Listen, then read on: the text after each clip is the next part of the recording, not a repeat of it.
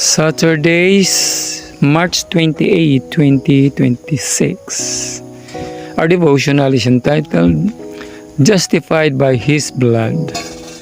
In Romans 5 verse 9, much more than being now justified by His blood, we shall be saved from wrath through Him. God calls for faith in Christ as our atoning sacrifice. His blood is the only remedy for sin. It is not God's will that you should be distrustful and torture your soul with the fear that God will not accept you because you are sinful, unworthy. You can say, I know I am a sinner, and that is the reason I need a Savior. I have no merit or goodness whereby I may claim salvation. But I present before God the all-atoning blood of the spotless Lamb of God, which taketh away the sin of the world. This is my only plea.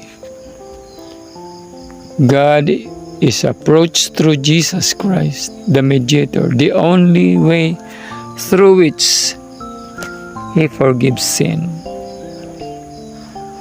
God cannot forgive sin at the expense of His justice, His holiness, His truth.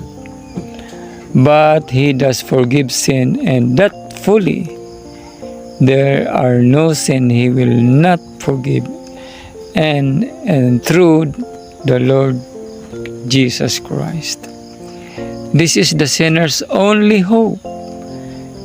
And if he rests here in sincere faith, he is sure of pardon, and that full and free.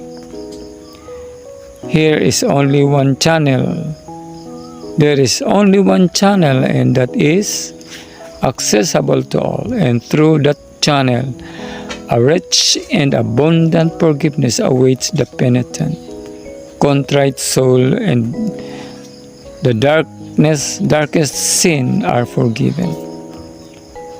These lessons were taught to the chosen people of God 1,000 years ago and repeated in the various symbols and figures, that the work of truth might be riveted in every heart, that without the shedding of blood there is no remission of sins. Justice demands the suffering of man, but Christ rendered the sufferings of a God. He needed no atonement of suffering for Himself. All His sufferings were for us. All His merits and holiness were open to fallen man, presented as a gift. Christ calls upon us to lay our sins upon Him, the sin bearer.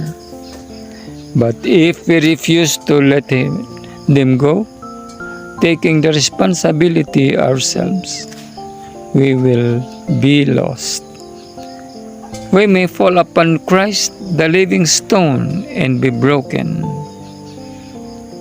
But if that stone falls upon us, it will grind us to powder. This is taken from the book of Ellen G. White, The Faith I Live By, page 102.